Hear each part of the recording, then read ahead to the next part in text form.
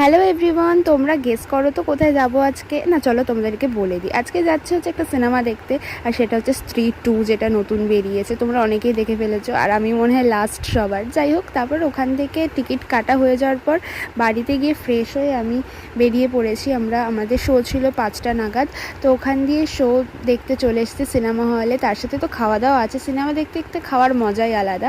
তো chips বাগেরা, cold drink, অনেক কিছু ছিল। আর তোমরা বলো সিনেমাটা তোমাদের কেমন লেগেছে, তোমাদের মতামত জানিও। বাট আমার মতামত যদি জানতে চাও তো আমার ভালো লেগেছে, কমেডিটা বেশি ছিল, ভয়টা কম লেগেছে।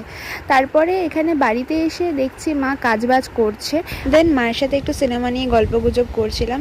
তা হয়ে যাওয়ার পর আমি এখানে একটু আলু ভেজে নিচ্ছি ডিনারের জন্য। আর রাতের ডিনার আমার একদম সিম্পল ছিল, আলু ভাজা, ভাত আর ডাল। সে ডিনার করে আমি ফ্রেশ হয়ে বিছানায় উঠে পড়েছি, এবার ঘুমাবো। তো চলো ভিডিওটাকে লাইক করে দিও, চ্যানেলটাকে সাবস্ক্রাইব করে দিও। চলো টাটা।